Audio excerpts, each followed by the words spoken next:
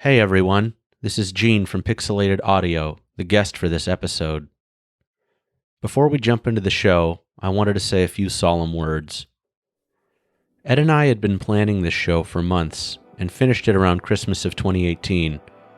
In mid-January, a few weeks before the show was set to release, my best friend Jared passed away suddenly.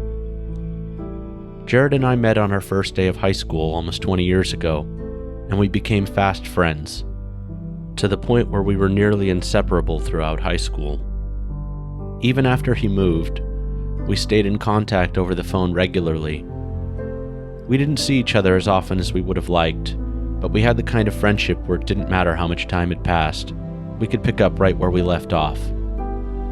We bonded over a lot of things, especially video games, but no series was as enduring in our lives and conversations as Metal Gear, and we'd make silly jokes and references to it often. You'll hear me tell a few of these stories about Jared throughout the show, and bonding over the game is why I reached out to Ed to do the show in the first place. There is no way to fully describe the sadness I feel at the loss of such a cherished lifelong friend. My deepest empathy to his friends and family, and to the wife he left behind. I thought about releasing the show as is, but it didn't feel right to do a show about Metal Gear without saying a few things to honor his memory, as hard as these words are to say. Jared, know that you are deeply missed, and I hope that we see each other again someday.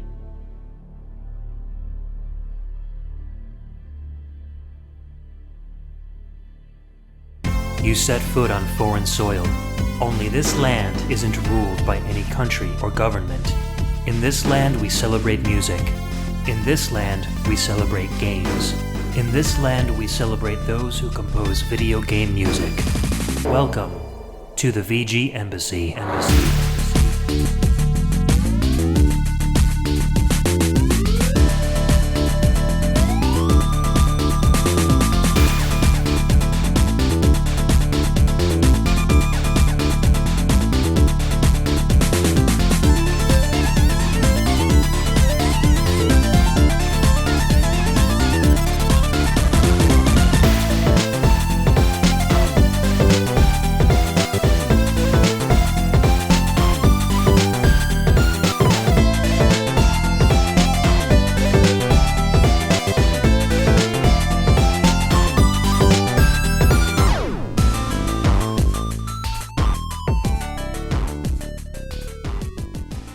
Welcome and thanks for tuning in to another episode of the VG Embassy. This is a show centered around video game music and the amazing online community of fans and podcasters that enjoy it.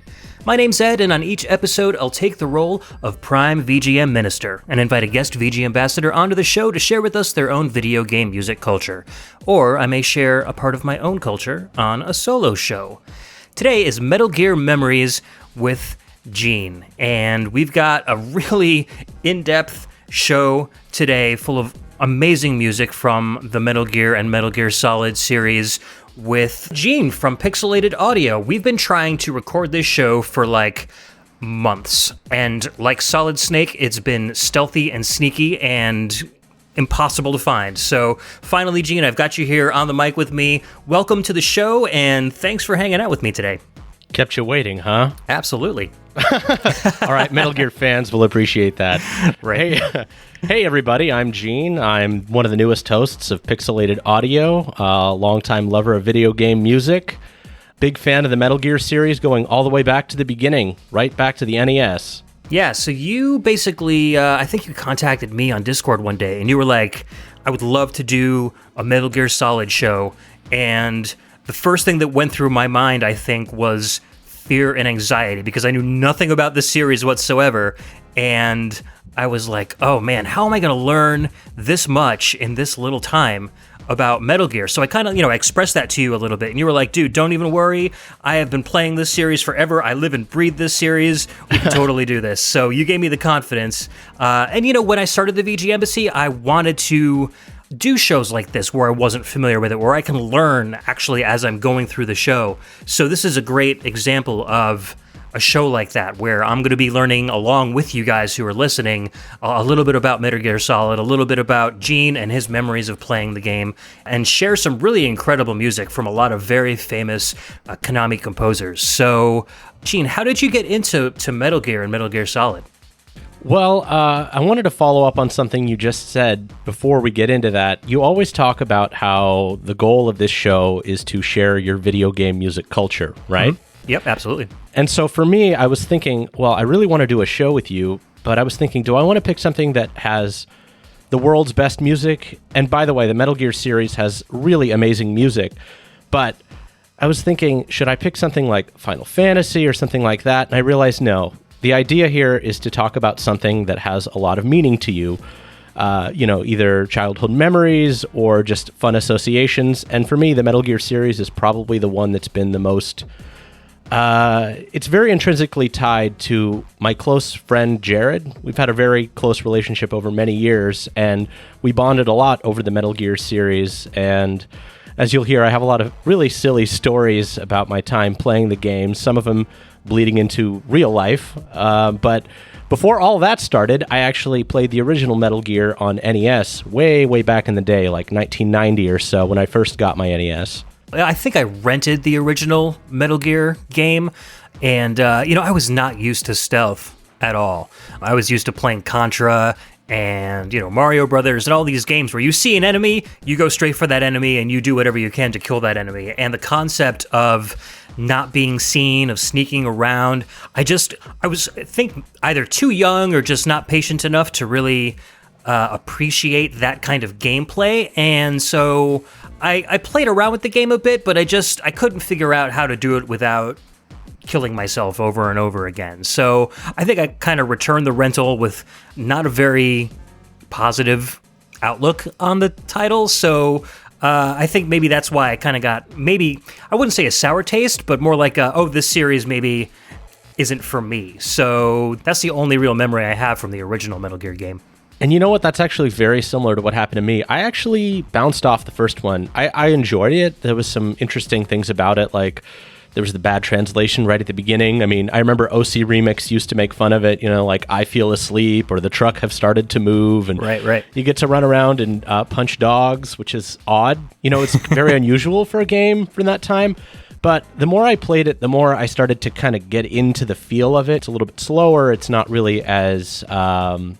compared to a lot of other military games like Commando or Ikari Warriors or Operation Wolf, it doesn't have the same feel. You die very quickly. You really have to be stealthy. You're going back and forth between a large interconnected compound in a pseudo real world environment where things aren't totally outrageous. I mean, not most of the time anyway.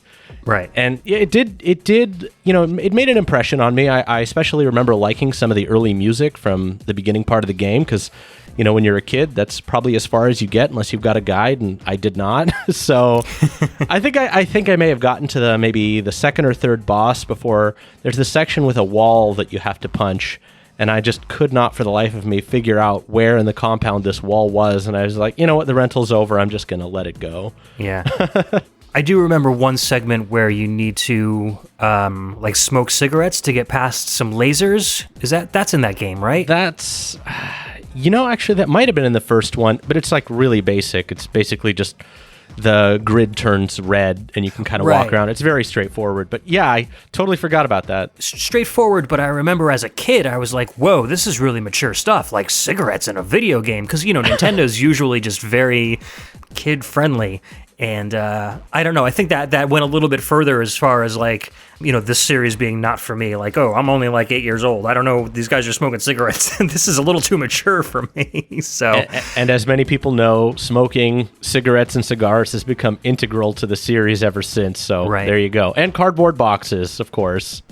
So speaking of things being integral to the series, before we start with our first track of the day, let's talk a little bit about the major players in the Metal Gear universe and see if we can maybe even set me a little straight as far as so this particular game, Metal Gear, where does this fit in the Metal Gear universe? Because I know we're playing the games as they are released in chronological order on this show, but that's not necessarily in canon chronological order, correct? That's right, yeah. So the game, in terms of timeline, is somewhere right in the middle. There's sort of two main sagas, the Solid Snake series, which is basically the original Metal Gear 2, Metal Gear Solid 1, 2, and 4. And then there's the Naked Snake or Old Snake or Big Boss or whatever. That's the character that takes place in Metal Gear Solid 3, Peace Walker, some of the later games after that. And he is canonically the boss of this game. But of course, when Kojima was writing it, I don't think he had super far out plans. It just sort of, well, what would I name a character at the end of a video game? Big Boss sounds about right. So, they kind of made a whole canon around it, but I don't know if they thought that much about it back in like 87 or whatever. Yeah, no, totally. And so I can imagine that would get a little confusing as the games went on. Like, how do I configure all these characters that I've made into this series? And then you're playing as characters known as Big Boss. So yeah, very interesting stuff. So let's take a listen to our first track, and when we come back, we'll discuss the composers behind this particular game and a little bit more about Gene's memories with it. So we're going to listen to Jungle Theme. This is from Metal Gear, released on the Famicom in 1987 originally.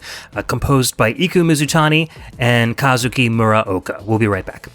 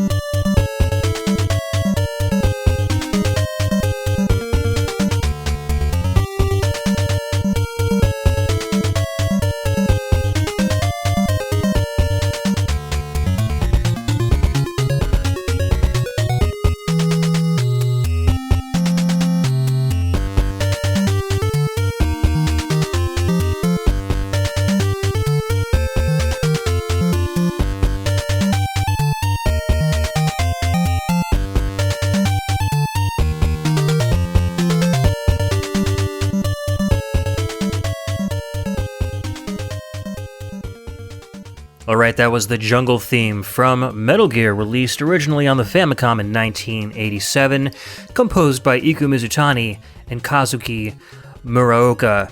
The first thought that comes to my mind when I listen to this track is Russian Attack, also on the Famicom and NES, which makes a lot of sense because they were both composed by Iku Mizutani for Konami around the same time, but I used to play that game to death, and this kind of sneaky theme is very prevalent in Russian Attack, so I was brought right back to summers playing that game in my basement bedroom with my brother way back in the day.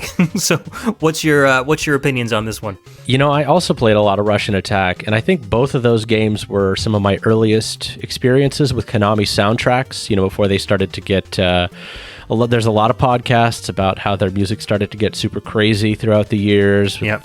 But I really like Mizutani's style. It's a mix between rock ballads and kind of some of the other tracks in the game have this like James Bond, Mission Impossible sort of theme to it. It left a mark. I listened to a lot of video game music and played a lot of games, and for not being your Mega Man or Mario or whatever, I remember this one a lot, actually. Yeah, I mean, Mizutani is very much into rock and blues, and he's a guitarist by trade, so you're going to hear those square channels when he composes emulate guitars quite a bit, and I think that kind of comes through quite a bit here. Like, yeah, I definitely heard like James Bond and a lot of those kind of spy themes too, and that makes a lot of sense because in Metal Gear you're essentially playing a spy, somebody who's infiltrating some things. You're not going to hear like Contra style video game music where everything is running at 300 beats per second and going insane like a lot of those other action Konami titles. Everything's a bit more laid back, a little restrained. I think we're going to hear a lot of that as we go through this show. It's going to be music that's designed to increase the player's amount of patience and make you feel like you're more powerful by waiting instead of being powerful by running in there with guns blazing, Well, yeah, I mean, for those of you who aren't familiar with the series, this very first one starts off the same way. You have Procure on site. You start off with just your bare fists and probably a pack of cigarettes, if I'm not forgetting that, and you have to actually go and acquire a handgun and get some rations, which are your health recovery items, and it sort of goes from there. You get better weapons, better gear, lots of specialized items that'll let you go through specific areas, and most of the time, you're sneaking around, you're going through these military compounds, you're looking for all of this gear to help you progress, and it's only when you get spotted or when it's a boss battle do you really get the pumped up themes. Right, yeah, and the composers did a great job at making sure that they could convey when you're supposed to be sneaking around and when you're supposed to be, running in there like crazy. So a little bit about the composers. I mean, Iku Mizutani shouldn't be any stranger to listeners to VGM podcasts, especially Pixel Tunes Radio. We did an interview with him on Pixel Tunes Radio way back in the day. He worked at Konami from 1986 to around 1989, and while he was there, he composed music for games like Rock and Rage on the arcade, Nemesis 2 for the MSX, Russian Attack on the NES, which we just talked about, and the PC-88 port of Snatcher. In 1990, he started working for Natsume, and there he wrote soundtracks for Shadow of the Ninja, Spanky's Quest on the Game Boy, Shatterhand, and Pocky and Rocky 2 on the SNES. And he continued to work for Natsume until around 2004, and then he went freelance, and he worked on titles like King of Fighters 13, Final Fantasy IV Complete Collection for the PSP, and Mega Man Legacy Collection 2. And basically while he was freelancing and doing these more recent games, he did a lot of sound supervision. I guess the way he explained it, he was doing touch-ups. So for newer or greener composers, they would write the songs, and he would kind of help them put the finishing touches on their compositions. Kazuki Muraoka, he's sometimes credited as J. Muraoka, Sand Muraoka, or Kazuki Ya, and he started at Konami in 1986 working on Rock and Rage with Mizutani, and he's been a longtime employee of Konami, working within the Metal Gear series. He's done Metal Gear for the NES, Metal Gear Solid, Integral, and the VR missions for the PS1, Metal Gear Solid on the Game Boy Color, and then Metal Gear Solid 3 Snake Eater, and Metal Gear Solid Subsistence. So we're going to hear a lot more from him as we go throughout the show as well. So, Gene, any final thoughts on Metal Gear before we move on to our next title? Yeah, a couple quick ones. First, I picked this track, number one, because I really liked it, but what I didn't realize was that it's actually composed for the NES version. So this was originally an MSX release, which I found out many years later when Metal Gear Solid 3 was out. You could actually go back and play the original MSX versions, and I was really disappointed that this song wasn't in it.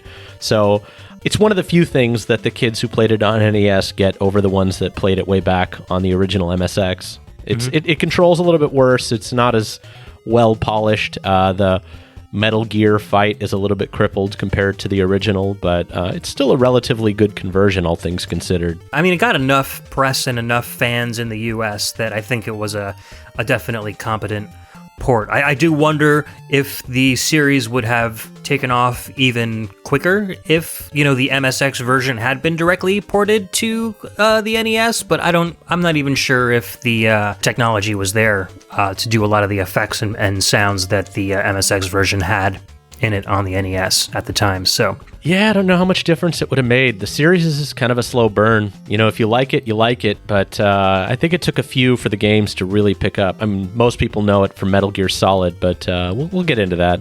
Speaking of that, we're going to move into Metal Gear 2 Solid Snake. This is an MSX2 release, which came out in 1990, and this was never released in the US, at least until, gosh, I think the Metal Gear Solid collection? Metal Gear Solid 3, yeah. On the subsistence version, you could play both the first and the second MSX games, and they translated them both to English and all of that, and still a really good game. Definitely a little rougher around the edges because it's a bit older, but we'll talk about that in a bit. Really, really interesting. So when did you actually play Metal Gear 2? Was that when it came out on the PS3, or had you played it like on an emulator before that?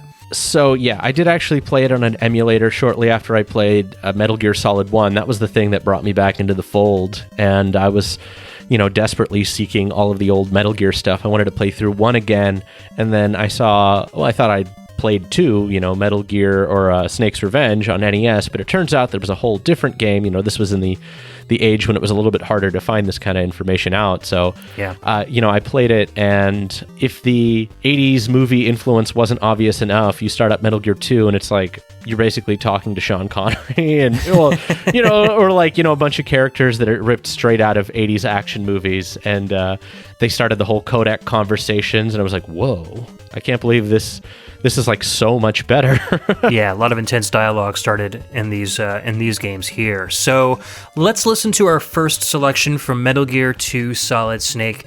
This is Wavelet, and Yuko Kurahashi composed this particular track. On this sound team was also Masahiro Ikariko, Matsuhiko Izumi, Katsuhiko Uehara, Tomoya Tomita, Yuji Takanouchi, and Tsuyoshi Sekito. We'll be right back.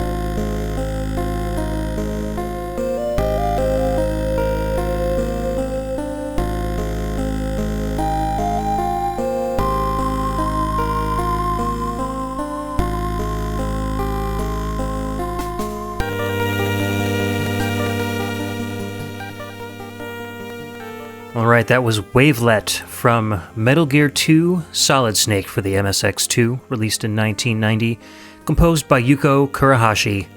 And I have a full cup of caffeinated coffee, and that music still makes me so relaxed. It feels like, and we were just talking about this as we were listening to the music, it feels more like an RPG introduction where, you're like getting these like digital cutscenes of like the princess who's like laying on a bed and she's sick and you have to go help her, or something very kind of melancholy, and this is how we set up the whole adventure. Not something I would really expect from like a high-tech adventure like, Metal Gear 2.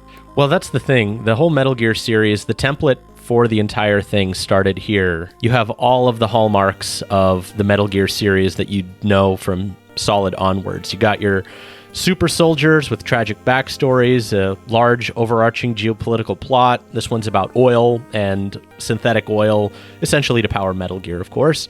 A giant robot fight, some weird fourth wall breaking stuff, and Easter eggs like sneaking into a women's bathroom or playing a cassette tape with the national anthem on it to get guards to stop. And if you do it too much, the tape actually warps and then gets destroyed after too many uses. So you can only use that trick like 5 times. Wow, that's cool. There's a scene where you're crawling around in piping, and there's some radioactive hamsters that you have to kill with chocolate in your rations. One of these like Kojima back of the box style things that they had in Metal Gear Solid. So everything, you saw it here first, folks. So, very, very briefly, because you just mentioned, oil to power Metal Gear. Obviously, that is, the namesake of the series. But for those who are kind of unfamiliar with this series, what is Metal Gear? So Metal Gear is a bipedal robot, usually that fires nuclear missiles by way of a railgun. And the impetus for most of these games is one of the snakes is being called in to stop the Metal Gear threat. Some foreign power or domestic power has gotten a bunch of money or military might together and is reassembling Metal Gear. Okay. Yeah, so it's a pretty... Of course, that's just the general plot that everything is hung onto. Everything else beyond that is different between the various games, but the general core concept is the same. Okay, so Metal Gear is basically like the Ganon of the Hyrule stories, where there's always this kind of central figure of evil that is kind of represented in multiple forms, that iteration of Solid Snake and or Link needs to go and essentially defeat at the end of the game. Is that more or less the gist of it? Sort of. The thing about the series is they try their best to go through this whole thing about, well, it isn't about the Metal Gear itself that's evil, it's people and politics, and both sides take advantage of it, and who's really good and who's really bad. But yes, to simplify it, the bad guy has Metal Gear and you have to stop them. Okay, so basically like Metal Gear itself is kind of brainless, but it's who's controlling Metal Gear that's the real big bad at the end of each game. Exactly. Totally understand. Yeah, of course. This track, speaking of melodrama, actually takes place at one of these pivotal moments, if you will, sort of like the Sniper Wolf scene in Metal Gear Solid, where something dramatic happens and Snake is there sort of, crying into the darkness, yelling out somebody's name because he's pained by the tragedy. This game really ratchets up the melodrama compared to the first one. I mean, the first Metal Gear is really just like a template for the gameplay, and this one has a lot more of the, like I said, the formula and the sort of the character that makes the series. And it's definitely... It's a little rough around the edges, but if you go back to it, I think you'll find it a surprisingly playable game, aside from a few annoying things. Like, there's one scene where you have to travel through a jungle following a person through the mud, essentially, and if you fall off, you die. So, not my favorite section of the game, but it's definitely still, if nothing else, watch a playthrough of it, because you'll find that some of the interesting mechanics of boss battles started here, too. There's actually a Hind D fight where you fight it remotely. It's flying around on your little mini map, and you have to target the general map area that it's on and fire at it, and then hide when it's in your quadrant, which is really kind of cool and definitely pretty unique for the time. Neat. And so where does this game take place in the timeline? Is this like right after the original Metal Gear? More or less, yeah. It's like a few years later. I'm sure most people know this story by now if you're familiar with Metal Gear, but it was only made because Kojima found out that Konami was actually making a pseudo-sequel to Metal Gear called Snake's Revenge on the NES. Mm-hmm, the one we're familiar with. Exactly, and he was like, wait, I should just make another one. And so, shortly after, I think they're both released in the same year, but Snake's Revenge is a bit like a ROM hack, and this one is Metal Gear 2 Solid Snake is sort of like next-level gameplay. It's definitely a big, big upgrade. Gotcha, so this is like the official sequel, I guess. The official canonical sequel. So if you're wondering why we didn't talk about Snake's Revenge, number one, I'm only covering the main Metal Gear games, and two, I'm actually not all that familiar with it, so yeah. Yeah, I don't think I've played it at all either, but probably something to watch at least maybe a long play or a review of if you're interested in going that route. For some of the sub-games in the series. But, you never know. We may do another show where we do cover all of those kind of side and satellite games that are in the Metal Gear universe that we're not really getting into in this particular show. So, with that said, let's move on to our next track. This is also from Metal Gear 2. This is Tears Conversation Demo, Gray Fox. And when we come back, we'll talk a little bit about the composer team that worked on this game.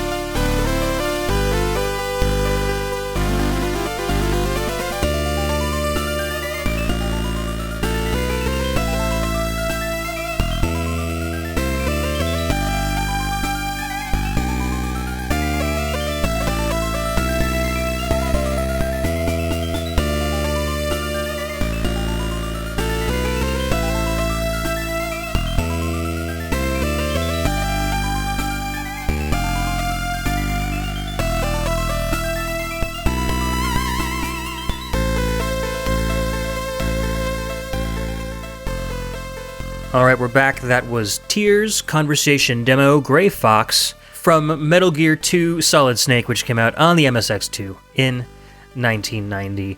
This was one of the tracks that I picked for the show, and I really liked it because I think this really shows off the MSX2 sound hardware a lot. You know, a lot of people always compare the MSX to the NES because they were out around the same time, and they kind of, the graphics were kind of similar looking to each other.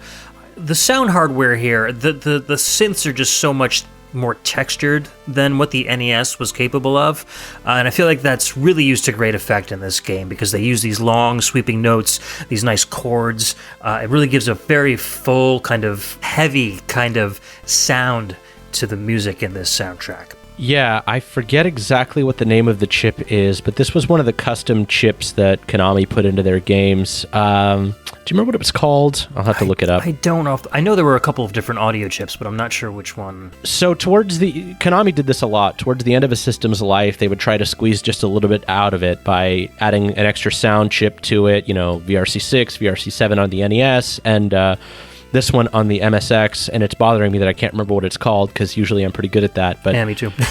It's, it was just like a huge improvement in sound over a lot of their games. Only a few games used it, I think. Let's see. It is the SCC. That's what it was. It was a wavetable synth, kind of like the one that you had in the PC Engine. TurboGrafx 16. Yep. Yeah, exactly. A little bit higher resolution, but generally the same kind of thing. And you add all of those channels, and you just get this really robust sound. It's a really, really fantastic soundtrack. If you have a chance to listen to the whole thing. Very cool. So the people behind the composition for this game, there's a lot of composers. We'll just kind of briefly go over a couple of their other titles and some details about their career. We'll start off with Masahiro Ikariko, also credited as Ika-chan. He worked for Konami from 1988 to around 2008, and in that 20-year career, a couple of highlights: Snatcher, SD Snatcher, and Policenauts, all well known as Kojima titles, and then sound design and production on Daytona, Twinbee, Sparkster, Silent Hill the Arcade, which was a pretty cool light gun game that came out about a decade ago, and then GTI Club Super Mini Fiesta. There was Mutsuhiko Izumi, who's also credited as Roosevelt Izumi in some games.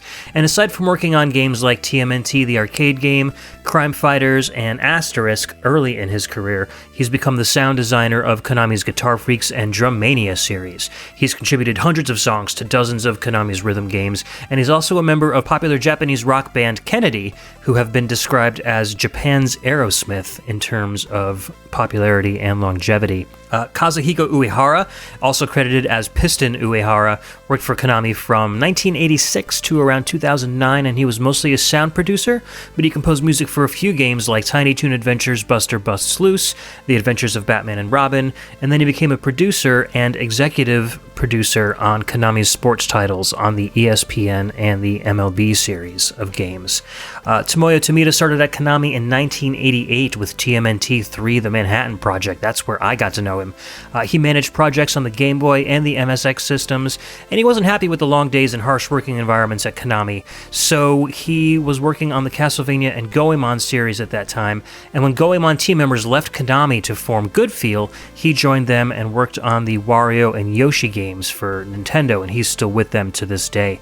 Yuko Karahashi, I couldn't find too much on her. She worked for Konami between 1988 and 1993, and she composed music for games like SD Snatcher and TMNT 2 Back from the Sewers on the Game Boy, and Gradius the Interstellar Assault.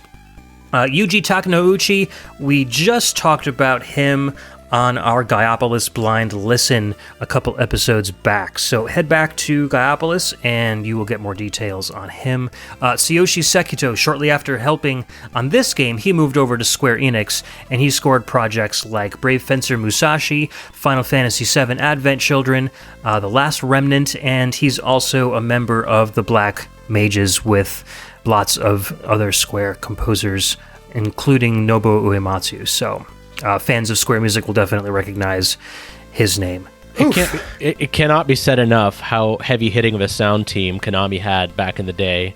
And honestly, pretty much their entire run. I mean, this was clearly meant to be a flagship game for the MSX2. New sound hardware, some of their best composers, and the soundtrack is just massive. It's like 2 hours of music. Which is almost unheard of back then. Yeah, it's insane, and it's all really good. This was kind of the unsung hero of the Metal Gear series. Like, people don't talk about this one as much because, we were already 6 games in by the time this was playable in English. Right. So, and you go back, and it's sort of like watching Citizen Kane now, where all of the best tricks were stolen for later films. So it's like, it's not that impressive of a film to watch today, or at least that's what I've heard. I've never seen the film, but it's one of these games where the newer games do it better, but it's still really interesting to see where it started from. Yeah, I'd have to imagine that in Japan, the Japanese gamers were probably, slack-jawed and wide-eyed while playing this game because, like you said, it did take a lot of those tropes that we see all the time and kind of invented them back then. And basically cemented Hideo Kojima as kind of the visionary that he is when he's producing video games like this, and probably one of the reasons why they gave him carte blanche to do titles like Snatcher and Policenauts that broke so many boundaries and kind of used the CD medium in ways that it had never been done before. So I feel like that's really kind of like where he got his stepping stone. And then he ended up producing Metal Gear Solid, which broke even more boundaries, and we're going to get into right now. So this game came out on the PS1 in 1998, and let's just jump right into the first track, and then we'll talk a little bit more when we come back, because we've already gone on a little bit about Metal Gear 2. So we're going to play Warhead Storage, and the music was composed by David Downs, Gigi Moroni, Hiroyuki Togo, Yeon Myung Lee, Kazuki Muraoka, Rika Muranaka, Takanari Ishiyama, and Tapi Iwase. We'll be right back.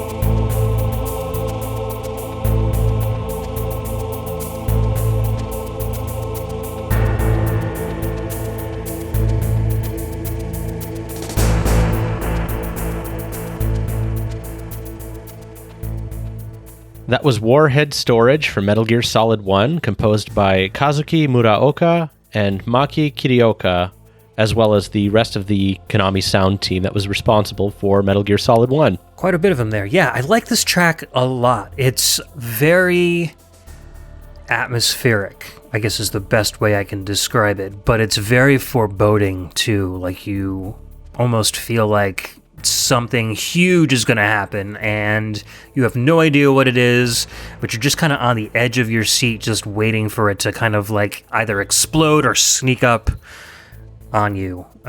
Really, really well done atmosphere in this track. Yeah, the Warhead Storage area is, after a pretty climactic boss fight, and then you get into this area and you're told There's warheads everywhere. You can't pull out your gun. So suddenly you're forced to be in stealth mode again, even though you're starting to get a little cocky and you're like, well, I can just take everybody out. But I think this is where the game starts to feel maybe not serious, but heavier. Like there's a little bit more at stake. When you finally get into the warhead storage room. Sure. I mean, when a handgun can cause a nuclear explosion, that's pretty high stakes. Oh, totally. The first area is almost like a tutorial, really, like the way it's designed. And then you get here and it's sort of like the game really begins. So I really think that the place not sets that mood, but it's a combination of synthetic elements and, well, fake acoustic elements like choral samples and things like that. But I think the slightly digital, very mechanical robotics sort of thing works very well for the first Metal Gear Solid. I have limited experience with this, but probably the most experience out of all of the Metal Gear games. My brother is a big Metal Gear fan, and so this was the only game that was released when we were both still living at the same house. You know, we shared a bedroom for ever and ever. And so I would watch him play this, and he went all the way through the game. So I kind of vicariously, I guess, experienced this game while he played it. I don't remember too much of it, but I do remember lots of cinematics. I remember lots of crazy over-the-top characters. I remember graphics that were way advanced for its time. You know, everything just looked probably as best as it could possibly look on the PlayStation 1. It was really kind of a showpiece title for that system, and I think games that came after that, it really helped push game design in the direction that the PS1 needed to, from like very janky kind of polygonal graphics to stuff that looked really kind of professionally polished and designed, because people were trying to kind of match the quality of this series, and some of them succeeded, but most of them couldn't. I think you're right, though. Like, the Metal Gear series has always had this kind of character. It's very cheesy and over the top.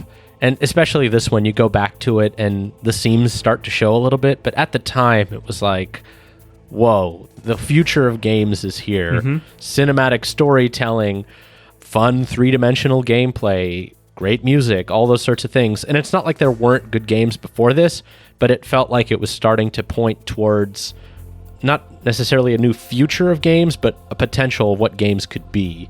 I know that sounds really like obnoxious, but really like a lot of the stuff that I was playing before felt like JRPGs was one of the only places where you would get a decent story from.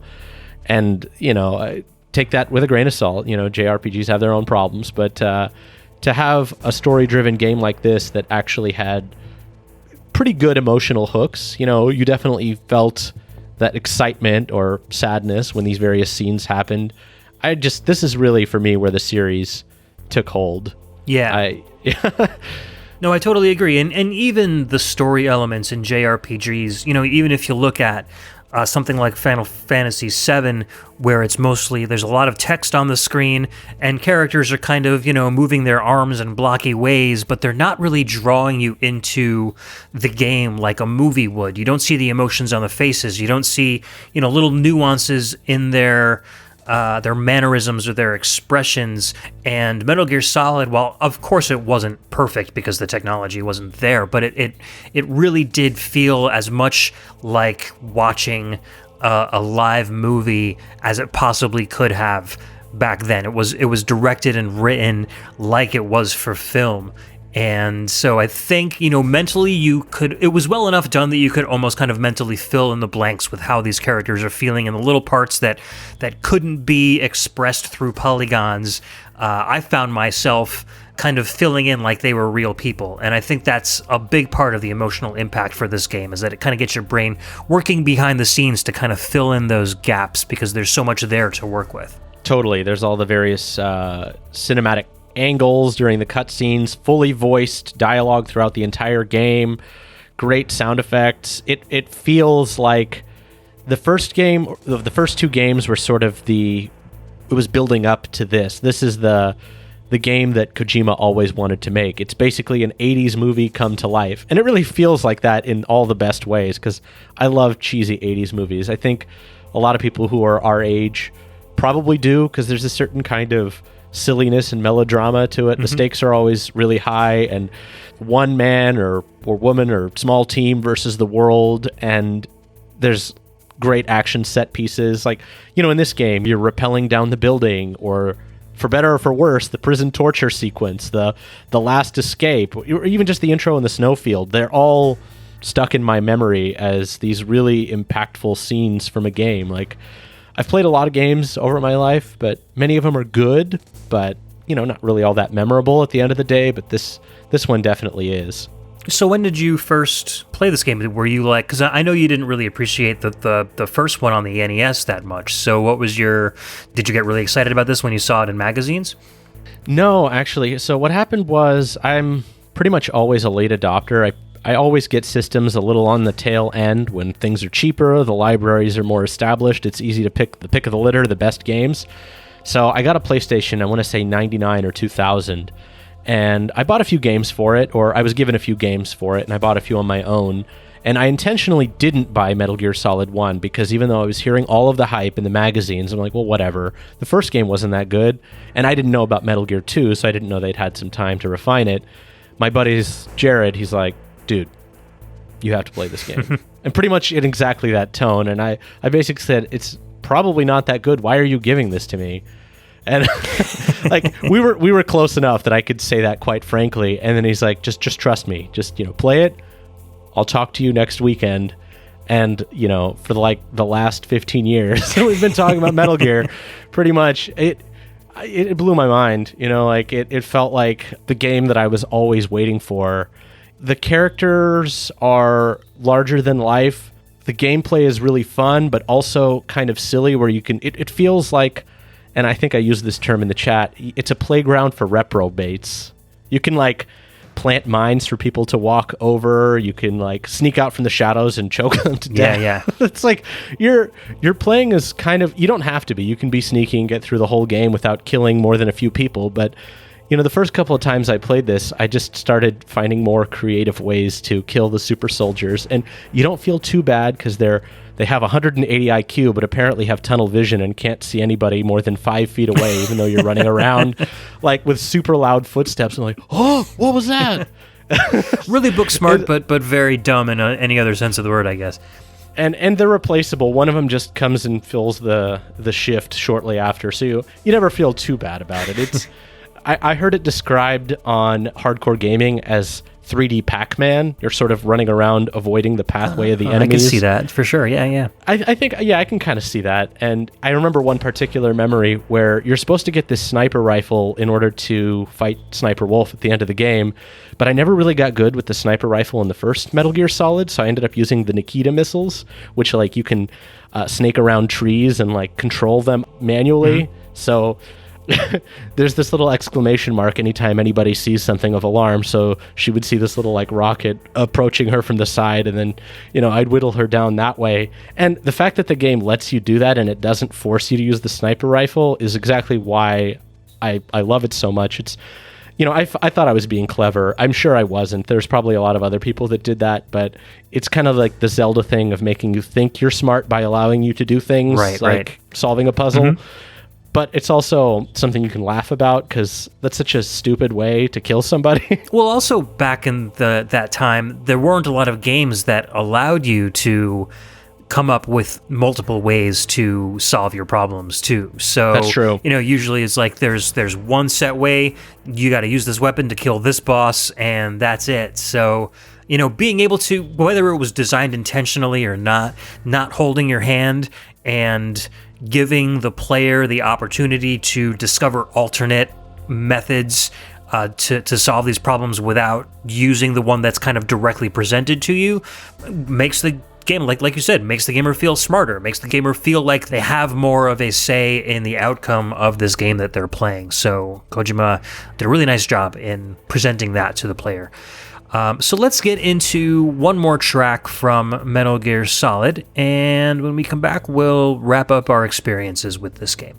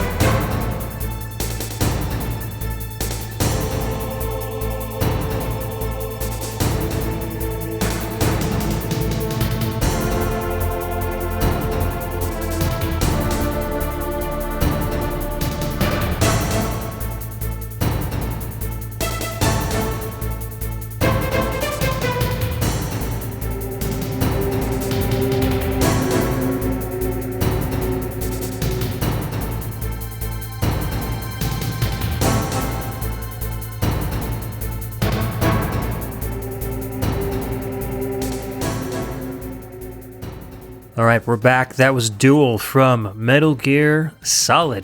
Originally came out on the PS1 in 1998, and that track was composed by Maki Kirioka. So kind of similar to Warhead Storage, I think, in tone, but it's a little more tense, a little bit faster paced, and it contains that leitmotif of the Metal Gear Solid theme. Bump, bump, bump, bump, bump. You hear that all throughout the game. They love throwing it in there during very tense moments, so when you hear that little sting, usually it's when Snake's in some sort of imminent danger, and when this track is being played. This is usually after you've been, correct me if I'm wrong, Gene, but when you've been discovered by your enemies and you are basically trying to hide from them or kill everybody in the area? I think so. It's hard to know because this version is one of about 6 different versions of this sort of main theme during combat. It gets reused for bosses, for the final escape. It's kind of built upon with more elements, a little bit more percussion, a little bit more choral stuff, maybe extended a little bit here and there. I'm not as intimately familiar with every single duel theme or battle theme. I mean, there are different ones that use different themes, but for the one that's kind of based on this core motive, I think it's just the regular battle theme. I'm not totally positive. Yeah, no, I totally understand. There's so many of them, but I do, remember watching my brother play and just constantly being in between states of don't let anybody see me, don't let anybody see me, to holy crap, they see me, now what do I do? And just, running and trying to get that red meter down back into the green so that you can, continue your sneak and continue your mission. There are some very intense parts in this game. And also, just like you were saying about being able to defeat bosses in different ways, there are lots of different ways to dispatch your enemies. There are ways to get through this entire game without killing anybody. There's a way to get through this game killing every single person you see. So it really kind of lets you choose what you'd like to do whenever you do it. And even when you get discovered by your enemies, there are different ways to get out of that too, either by, finding a place to hide or finding a way to get the drop on all of them and killing everybody who's been alerted to your presence. So you're not just limited to one path, like we were talking about before. Just real quick, a little bit about the composer of both of these tracks, Maki Kirioka. She started on Mickey no Tokyo Disneyland Daiboken in 1994, and she stayed on with some of the Kojima-produced titles after this game. She worked on Zone of the Enders series after this, and she's also still composing to this day. She's contributed arrangements to Smash Brothers for Wii U and Smash Brothers Ultimate. My guess is she probably did some of the remakes of the Metal Gear themes that appear in those games, since Solid Snake is a featured fighter in those particular tracks. Most likely, yes. And almost everybody, it feels like, was in the Smash Brothers games, because it's just this whole hodgepodge of so many games. I've seen composer credits out the wazoo for that one. I think there's something like 200 different tracks in Ultimate, and there's probably 90-something composers. Not even surprised. It's absolutely insane. What I'm a little bit surprised about is there haven't been... I mean, you can play Twin Snakes, which was made for GameCube and... No, actually, I think just GameCube. But this is probably the only one that's a little bit harder to play the original. I mean, I guess you could play the PS1 version or whatever, but they never actually went through and remade it, and maybe Kojima would have done it after he finished Metal Gear Solid 5. It was certainly hinted that, but for those of you who aren't intimately familiar with the series, this is another great game, but you got to sort of be comfortable with what it's laying down if you do want to play this. It takes a little bit of getting used to. The controls are a little awkward, but it's sort of self-contained, makes sense as you're playing. So just give it a little time. You may not like it, but if you do, you'll be hiding nudie mags with the best of them, and killing soldiers in various ways, and playing a total jerk.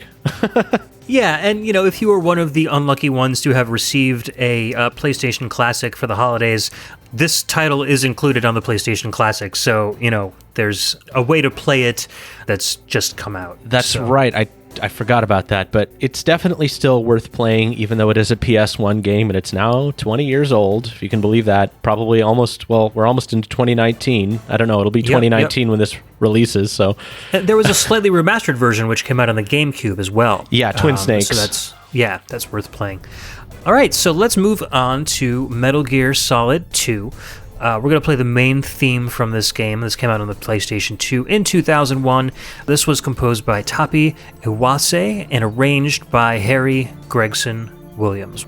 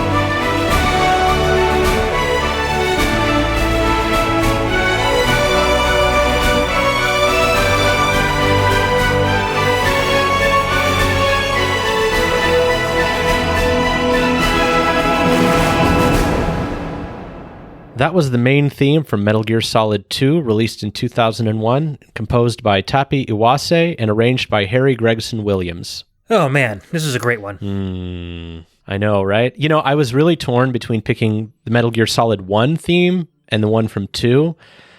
And for the longest time, I was kind of bitter and like, no, the Metal Gear Solid 1 soundtrack is better. But it's because that was the one, that was my first big entrance into the series. But I've really come around and I realize Kojima's dream of having an 80s movie come to life could only become possible if he actually hired a film composer. And this is, to me, like the iconic version of the old Metal Gear Solid theme, which doesn't get used after this because of a little bit of, what would you call it? Borrowing?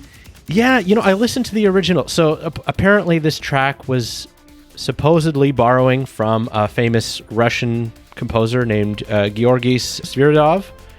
And I don't hear the connection that closely, but I think they wanted to just stay away from the controversy and just say, we'll compose a new theme. But, there's a certain kind of nostalgia for the original theme. And even though there's a lot of great music after this, I definitely wanted an opportunity to play it at least once during the show. Yeah, for sure. I mean, this particular track really does a lot to kind of explore the different tones that are present in this game. You get some soaring orchestral pieces, you get some really gritty kind of industrial, nasty sounding drum beats in there with those soaring violins kind of as a contradiction to each other. You get some nice, very mellow, kind of stealthy areas in this track. I mean, it really kind of exemplifies all of the different moods and different feelings that you're going to experience while you're playing this game. Yeah, it really showcases a lot of the themes that go through the game, like sort of kind of foreshadowing, if you will, of what you're going to experience as you play the game. And I have to say, I'm not an especially patriotic person, but every time I hear the end part of that theme, I really want to just salute. It's like just stand up and throw up that flag. It's such an epic version of that Metal Gear theme between the military band and the choir. It's like, how can you not? Yeah, it's very powerful for sure. So Metal Gear Solid 2 is not really a game I have much experience with at all. I know that this one took cinematic storytelling to like the next level, but what was so powerful about this particular game? So I think most people who have played Metal Gear Solid 2, especially ones that played it at the time, had a bit of a different experience than I did. When I played it, I'd already had the plot spoiled for me because this was 2003, 2004, when I finally picked up my own PS2, and I kind of knew the plot twist. For those of you that don't know, there's a big bait and switch. You start off playing as Snake in this cool demo that was released with Zone of the Enders. You're running around on a tanker. Wow, look at me, I'm awesome, I'm Snake, I have all these new moves, the graphics are 60 frames per second, they look so good. And then you start the main game and you play as this like blonde pretty boy named Raiden, and everybody was just totally crying foul. And I, of course, I love this kind of thing, and I was laughing about that concept. But even still, it's just such an amazing game, like mechanically, difficulty-wise. It's probably the most core Metal Gear game in terms of gameplay. Like some of the later ones are really fun, but this one is just very engrossing. You can really get into it. I've almost come back to this as maybe my favorite of the classic Metal Gear games. The newer ones have a little bit of a different mission structure, but I really, really like Metal Gear Solid 3 a lot, but this one just feels like the most tight. It feels like the tightest game to me. And Raiden, if I remember correctly, because I think I watched my brother play a little bit of this, but he's like a little more cocky, right? He's a little more relatable, I think, to like the more extreme gamers out there. Than Snake was always very kind of... It was a little gruff. Stoic and gruff. Yeah, but Raiden had kind of a cockiness to him that really changed the feel of this game. And he was a little more physical in terms of combat too, right? He wasn't necessarily just choking and shooting. He had some like melee attacks and such. I'm just trying to remember because I'm like the little bits and pieces of this game are coming back to me. I'd say in terms of mechanics are pretty similar. The big difference, and this is all part of the big story, is that Raiden was trained using VR simulations. He's sort of cocky because, oh, look at me, I trained using the same techniques that Solid Snake did, so I'm this really awesome fighter. But as it turns out, there's a sort of reversal of expectations throughout the game where it turns out that just being a copy of Snake isn't very good. So towards the very, very end, you start to come into your own and you develop a sword skill so you can fight with a katana. But for about 80% of the game, you do have the same sort of combos as Snake. You do a cartwheel instead of a roll. That's what I'm thinking of, I think, yeah. Which is funny because, you can... Well, I don't want to talk about the last scene. If you haven't played it, there's a scene towards the very end where that has a bit of a humorous touch to it. So, yeah, I mean, he controls very similarly to Snake does in the first chapter, but he does have the bulk of the gameplay as Raiden. So, like, 3/4, 2/3, whatever, of the game, it takes place in the big shell area, which is a series of interconnected platforms out in the ocean, like an oil rig, which is a shell for You guessed it. Another Metal Gear operation. What else? Well, it is the namesake of the game, so I guess it's got to be in there somehow. You know it. So let's move on to our second track from this game, and when we come back, we'll talk a little bit more about it. This one is called Twilight Sniping, and this is from the other composer that worked on the title, Norihiko Hibino.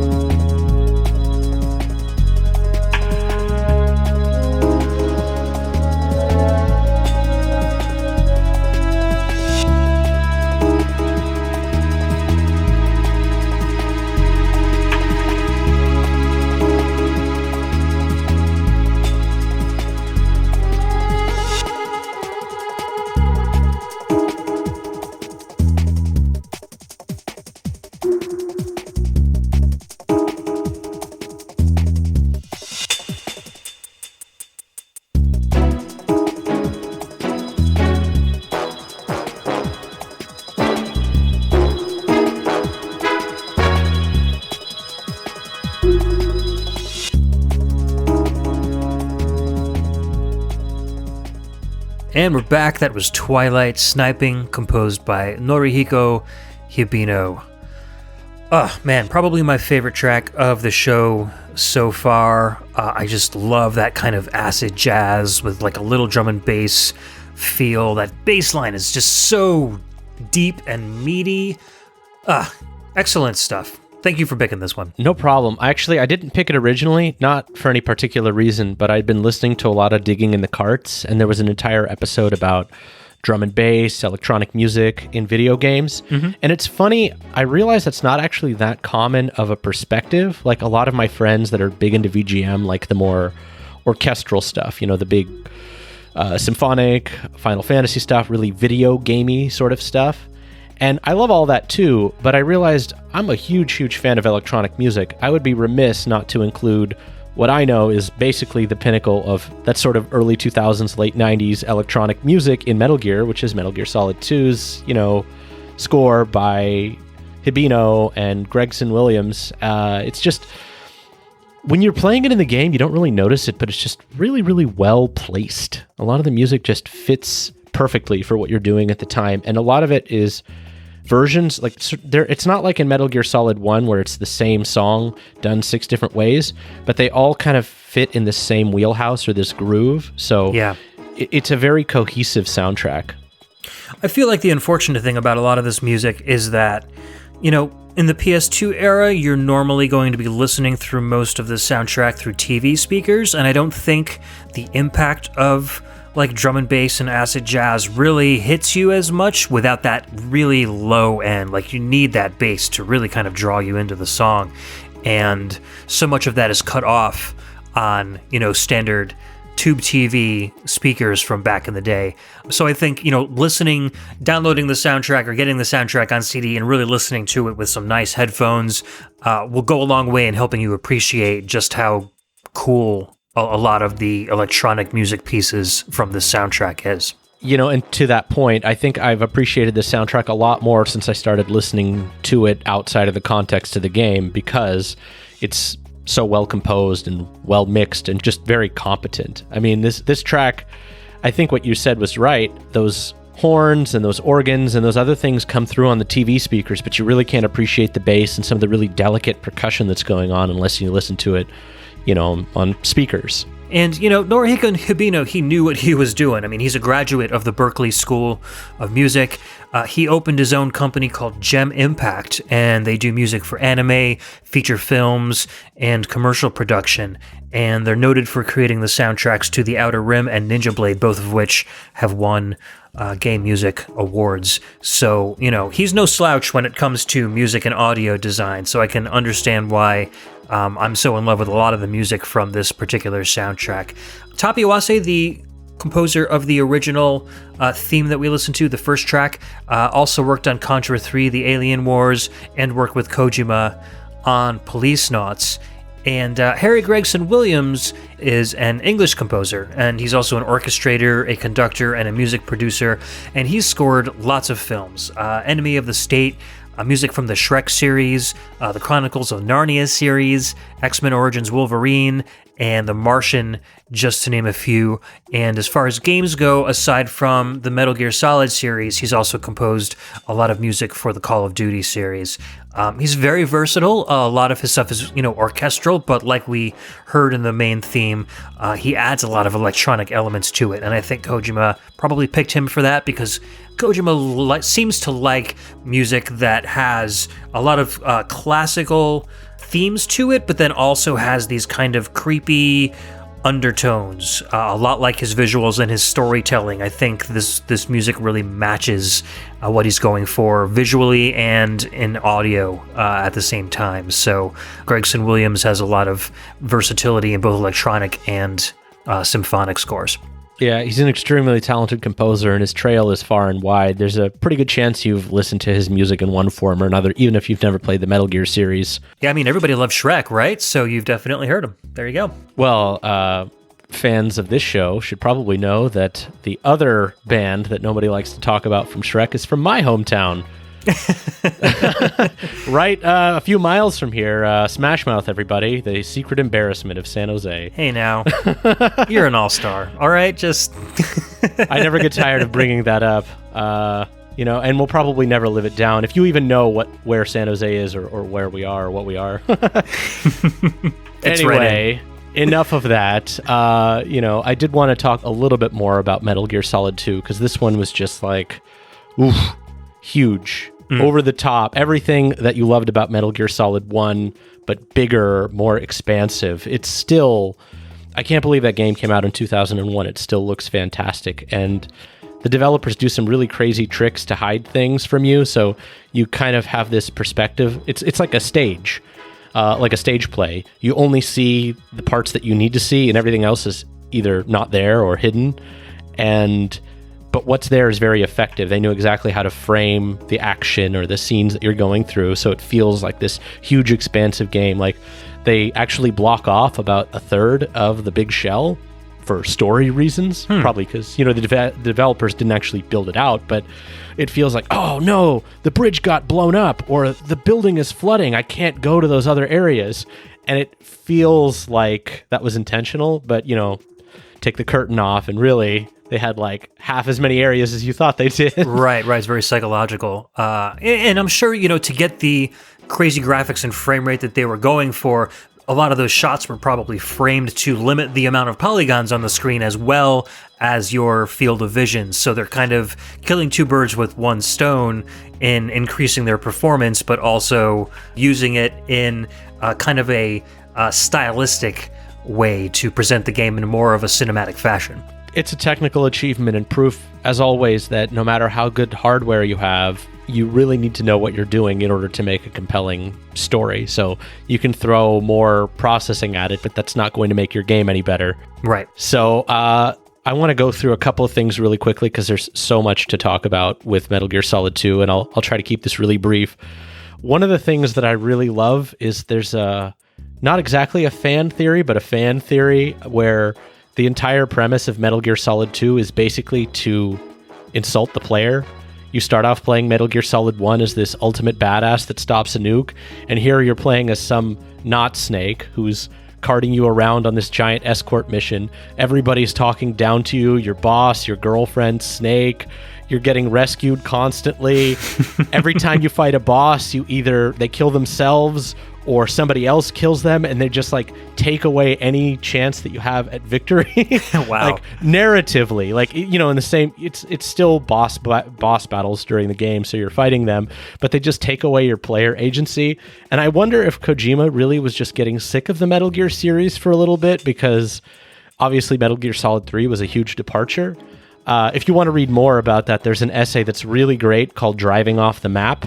If you can, try to put a link to that in the show notes. It's really like, I don't like to get into trigonometry, meme, lots of math in front of you, but there's a ring of truth to some of the theories they've got there. Interesting. Yeah, I'll have to check that out. They amped up the dumb Easter eggs in this game, like looking at various posters and, calling people when you're on the toilet, and when you work out too much, they get mad at you for like, just get on with it already. And it's really crazy that this game manages to pull off its tonal shifts while still telling this epic story. And I think that's kind of a hallmark of the Metal Gear series.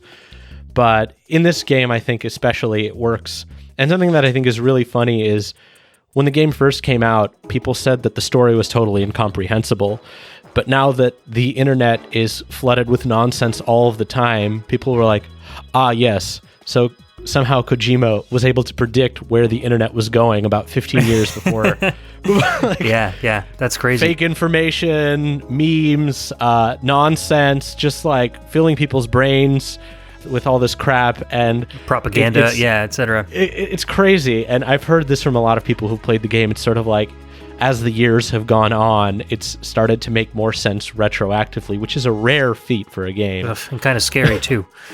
A little bit. Yeah. Oh, and one thing that we also didn't mention is that, sometimes these games kind of break the fourth wall a bit, almost self-referencing the fact that they're in video games. I mean, one of the bosses in the original Metal Gear Solid will actually read your memory card and talk to you about, like, if you got a Castlevania game save on there or something, it'll know your playing history, almost like digging through your past, which is, again, just like you were talking about, kind of loss of that private information that we're talking about. Kojima kind of almost knew what was going to be happening. So really, really kind of creepy stuff. I bring this up every now and again, but the very first Metal Gear game had an instance of that where towards the end, where you're closing in on Big Boss, he says, turn off your NES now, or turn off your MSX now, which I'm sure probably caught gamers by surprise in like 1987. Absolutely. Because it's such a weird thing to put in, but look, it's all been there right from the beginning. Absolutely insane. Let's move on to Metal Gear Solid 3. We're going to be listening to Healing Radio Sea Breeze, and this is by Sergei Mantis.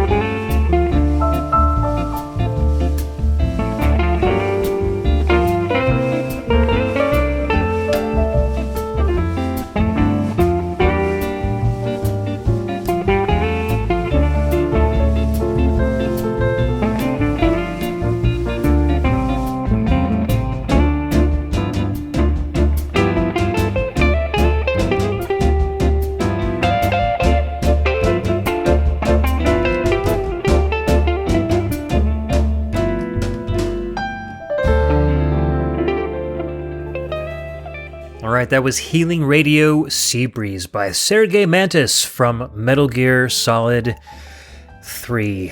And I figured that was a nice little mid-show intermission. I hope you stood up a little bit, stretched out, got some rations, smoked a cigarette or two. Well, it's the 60s. You'd probably be smoking a cigar. That's probably true. Or an unfiltered cigarette, if anything. Blech. Yeah, well, there's of course some plot significance because what's his name? I always call him Old Snake now, but that's the other Snake. Naked Snake, right? Naked Snake. His tobacco of choice is cigars, keeping the tradition alive. Yeah, so this is technically the first game in the Metal Gear canon, correct? Correct. So this is kind of where Big Boss gets his start as an idealistic CIA operative. He was trained by the military. This is his first operation, basically. He's done a lot of training, but up to this point, he hasn't really had any real combat experience. And then they plop him down in the jungles of Central Asia and say, all right, there's something around, and we need you to find some intel about it. It's, you know where this is going. It's not exactly what you think, but it's along those lines, you know. Mm-hmm. This track in particular I picked because I didn't actually discover the healing radio until basically the end of my first playthrough, but I was just kind of rushing through the game. But when you call certain codec frequencies, which you can beat out of guards, you can basically interrogate them, and they'll give you a piece of information usually. And sometimes they'll say, like, dial this frequency for whatever. And you'll hear these healing radio songs, which are supposed to be contemporary pop songs from, 50s and 60s.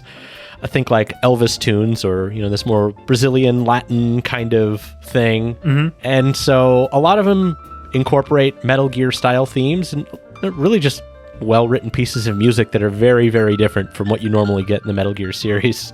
Yeah, for sure. And it's a nice little break from a lot of the really kind of cinematic and intense music that you've been listening to for, the last 3 or 4 games in the series. So, yeah, I do feel like this kind of sheds a whole new light and atmosphere on the game. But so now this doesn't necessarily then play during gameplay, right? It's just kind of in the codec. Does it go away once you start moving around the map again? Oh yeah, it's just when you're calling the codec. It's a bit of an Easter egg, actually.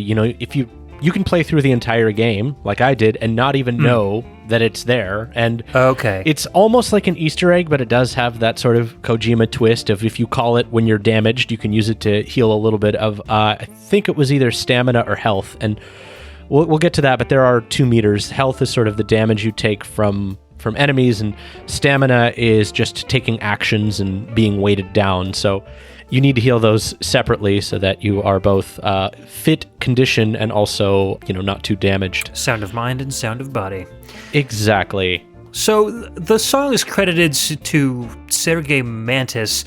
I'm pretty sure that's an alias, because that name doesn't pop up anywhere else on the web. So maybe it's an alias for Harry Gregson Williams. I'm pretty sure. Yeah, I think all of those tunes are Harry Gregson Williams pieces. Just the name of the song is composed by whatever somebody in the 60s, what their stage name would be. So they all have like different composers credited to them. I see. Okay, that makes more sense now, because everywhere on the web that has this song, be it YouTube or Spotify or whatever, it's always credited to, this Mantis person. And I'm like, well, who am I listening to here? So, but again, if it is Williams, then that further goes to show how versatile he is, because this is a complete 180 from the Metal Gear Solid 2 theme that we just heard from. So let's listen to our next track. We're going to listen to Troops in Gathering, and when we come back, we'll follow up with the rest of the information on Metal Gear Solid 3. Sounds good. We'll be right back.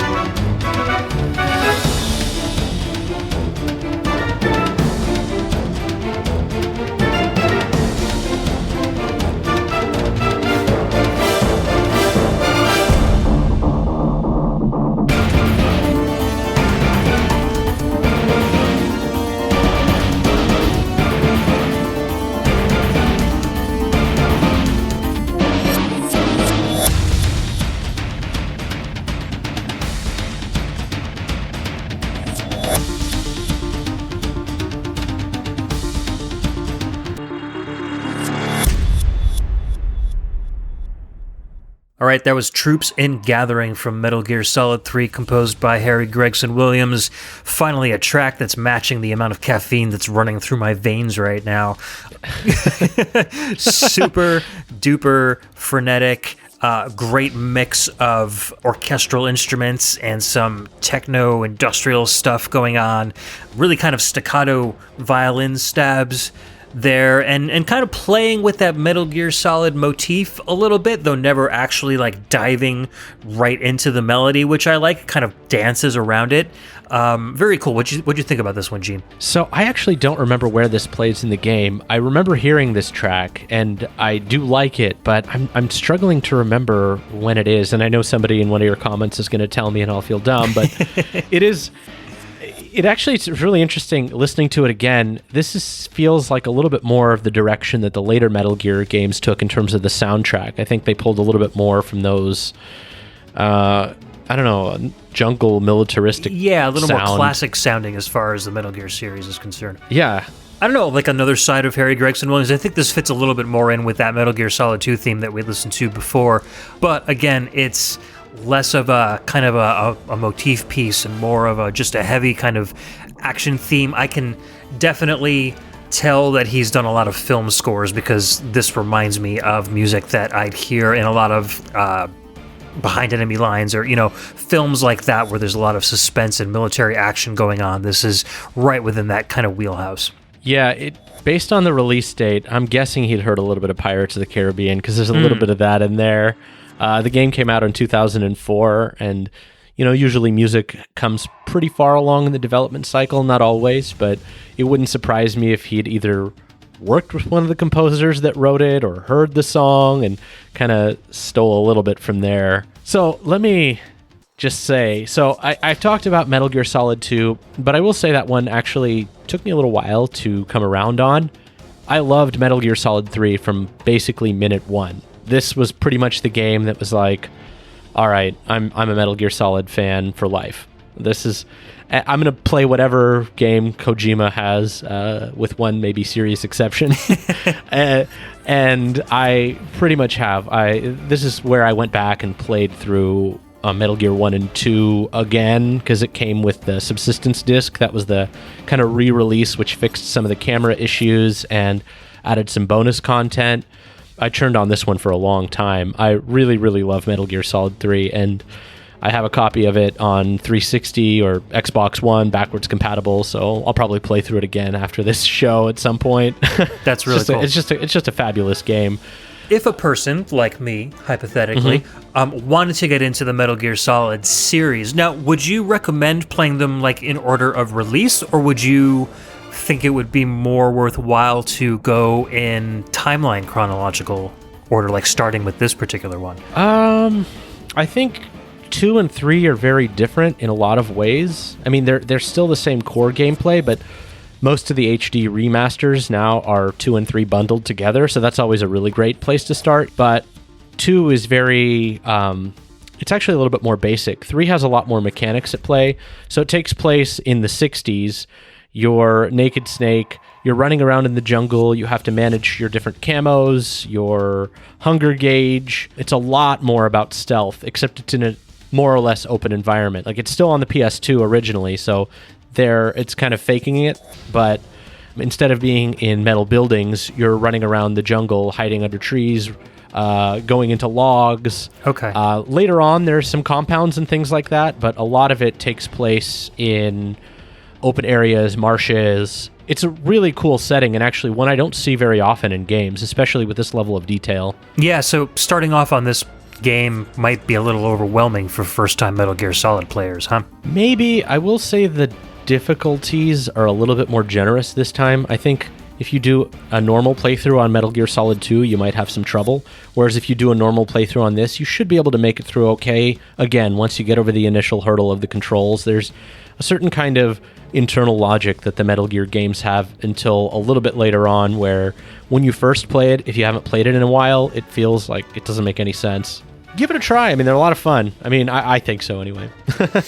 Cool. I have two little anecdotes. One of them is that around this time, I don't know if folks are familiar with the Video Games Live series. It was a series of video game concerts, one of the bigger ones in the U.S. Yeah, they're fantastic. I think I've been to at least 3 of them at this point. Yeah, I've gone to, I think, 2. I don't know if they're doing them anymore, but for a while they were kind of all over the place. And there had been video game music concerts in other countries, but this was the first really big national tour. And my wife actually performed with the choir, singing some of the Metal Gear songs, and she's a really big fan of that sort of classic Metal Gear Solid theme song. Oh, awesome. Yeah, and will sometimes ask me to either put it on or what have you. But the other thing, the second story is a little bit more on the cheeky side, and that's maybe a pun intended, I'm realizing. So about 6 months, a year after I'd played the game to death, there's this camo towards the end that you get called the Cold War camo, where the front of it is a Soviet flag and the back of it's an American flag. Like even your face is painted. It's pretty stupid. But when you're facing the enemies with the Soviet flag, because it takes place in the Soviet Union, they won't fire upon you. Obviously, when you turn around, they start to shoot at you. So I asked my, at the time, girlfriend, now wife, if she could make me a pair of those boxers. So, it's a much more simplified version. And I actually had her make 2, one for me and one for my buddy Jared. So on mine, I had the front be the Soviet flag, and on his, the American flag was in front, because I'm originally from Russia, and he's, like 2nd or 3rd generation American. It was mostly me being cheeky, but I think we both wore those things until they wore out. That's hilarious. So I appreciate that gift, and it was very sweet. That's very cool. Yeah, I don't think I've ever done anything that cheeky before as far as video games go. Well, you asked about video game culture, and this one bled into real life, so what else can I say? Absolutely. So one thing I wanted to ask before we moved on is that, so we've got lots of different versions of the protagonist. I mean, besides Raiden. So now there's like Naked Snake and Solid Snake, and so they look similar, but they're actually different people. Like, what's the concept behind it? Are they clones of each other, or how does that work? So the big plot point in Metal Gear Solid 1 is that Solid Snake and his brother, who is, surprise, surprise, the last boss, Liquid Snake, are both clones based off of the genes of Naked Snake. Okay. Genetic technology and all of this thing is sort of the Metal Gear equivalent of magic. It's sort of an excuse. Nanomachines, cloning, whatever, technology. It's just an excuse to have fun gadgets and silly premises play out. So you don't think about it too hard. Maybe the science doesn't really back it up. There's some like pseudoscience that's kind of right, but a lot of it is just ignore it and play through a guy who's shooting a super soldier with like a giant missile and, firing electricity out of his arms. Don't worry about it. Perfect. Yeah, because as a newbie, I was always like, all right, so you're showing me a character that looks just like the Solid Snake that I remember my brother playing as in Metal Gear Solid, but you're telling me he's a different person entirely. And I just never quite grasped the concept behind why that was. So thank you for clearing that up for me. That makes a lot of sense. It was also just a cheap way for Kojima to reuse a lot of his talent and have a bit of a wink sort of like, oh, but they're all different people, even though there's an analog to a lot of the characters in later games. There's a guy who's just like Otacon. It's his dad, but it's basically the same voice and he looks the same. I see. Character model, that sort of thing. So, why not? Gotcha. Makes sense. All right, so ready to move on to Metal Gear Solid 4? I am. All right, so the track we're going to listen to from MGS4 is Endless Pain, again, composed by Harry Gregson Williams.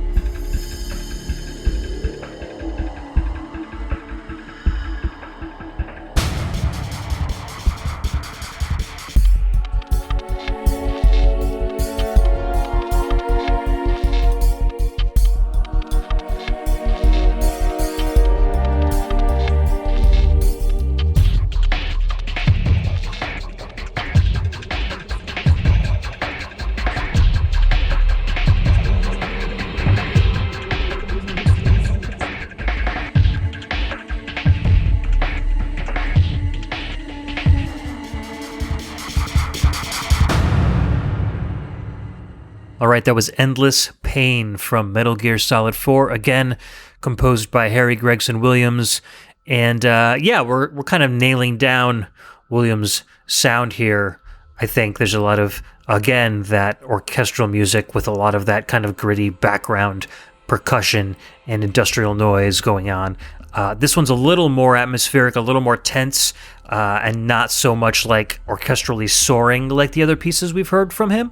But I feel like this one's a little more polished. Maybe he had a little more money to work with in terms of his production studio. It feels like it's a little more, how do I say it? Cinematic? Like high-end, like using more high-end equipment. But yeah, cinematic is a great way to describe it too. The instruments are a little more well-produced, and I think it's like more fancy effects on them, I guess is what I'm trying to say. I can't quite put the words together in my head right now for some reason, but that's where I'm going with to be honest, I feel like even though the production values get a little bit better from here on out, it was a little bit harder to pick out really iconic and memorable sounds for the last couple of games. I mean, also really great music for a sort of atmospheric vibe, but I felt like 4 was the one where listening to it out of context, I kind of struggled to pick a track that was not just good, but also, interesting to listen to, that especially for folks who hadn't maybe heard all the music from the series. Yeah, I have little to no experience with this particular game, and actually anywhere from here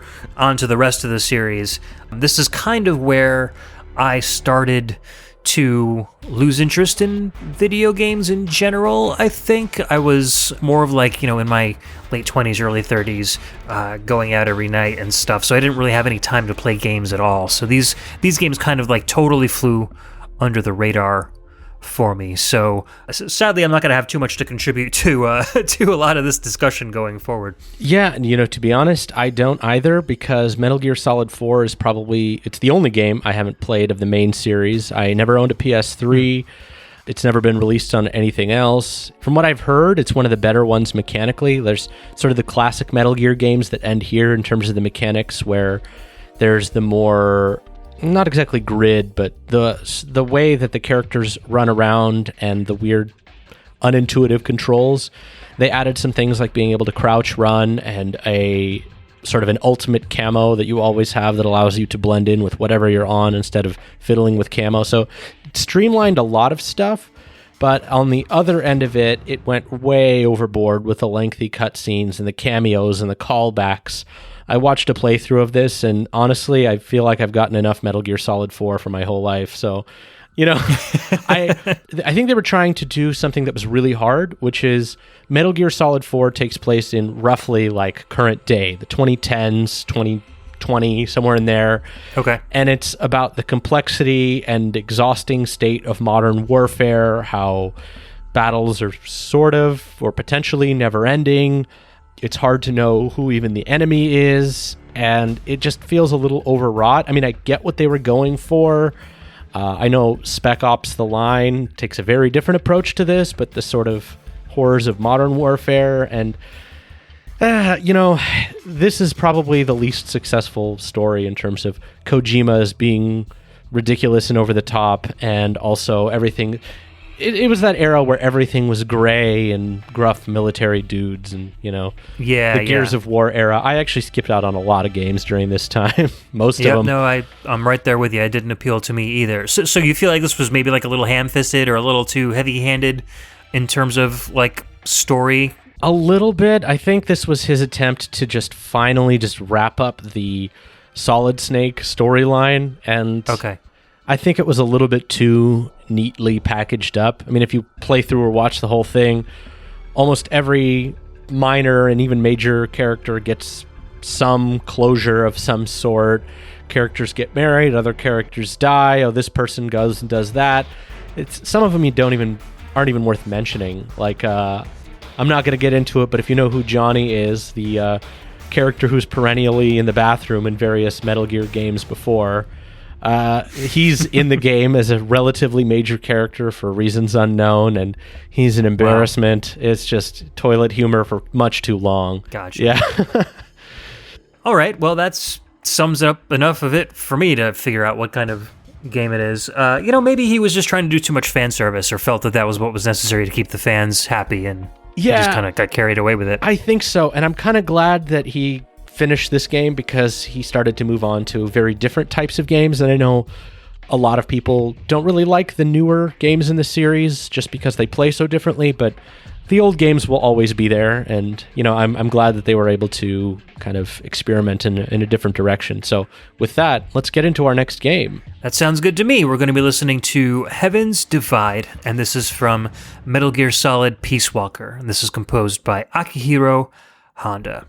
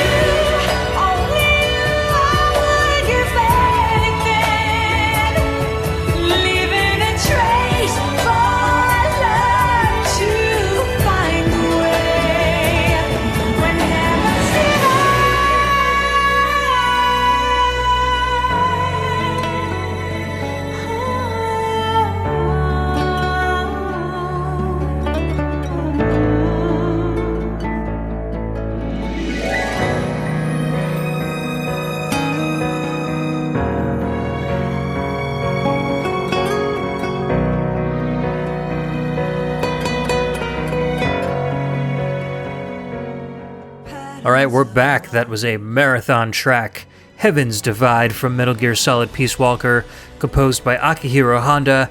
Other contributors to this game were Nobuko Toda, Kazuma Janucci, Jeremy Sewell, Norihiko Hibino, Yoshitaka Suzuki, Todd Haberman, and Takahiro Izutani. Wow. So, yeah, this track takes a while to get going, and then it has a nice kind of relaxing, cinematic, kind of orchestral vibe. And then you get some soaring female vocals, and then suddenly it's this like rock ballad, and then it kind of moves to different places. Really long track, but it never really seems to stay in one place long enough for you to get bored with it. It kind of feels like you've listened to an entire album by the time you're done with it. It's really cool. So this is a really weird track because when you first hear it, you're getting that military vibe. It's in the middle of this final assault on the enemy base, and you're firing missiles at this helicopter, and you're taking down its health slowly but surely, and suddenly like the mood changes, and you're still continuing the battle, but now you've got the equivalent of the Metal Gear Solid 3 theme, Snake Eater, playing while you're fighting this battle, and you're just thinking to yourself, what the hell is going on? Why is this? And you just sort of like lean into it, like, whatever, I guess this is happening. Like, this is the theme song of my, like, defeating the final boss's helicopter. That's ridiculous. It works in that sort of, it's so ridiculous it wraps around to being awesome thing. You know, in the context of the game, it's really funny. Yeah, I'm sure. And I'm sure, you know, if I had played this game without the originals, I'd just probably be like, oh, all right, it's a kind of a ridiculous track going on. But to people who have played all the other games, I'm sure they're going to recognize it and it'll mean something completely different for them.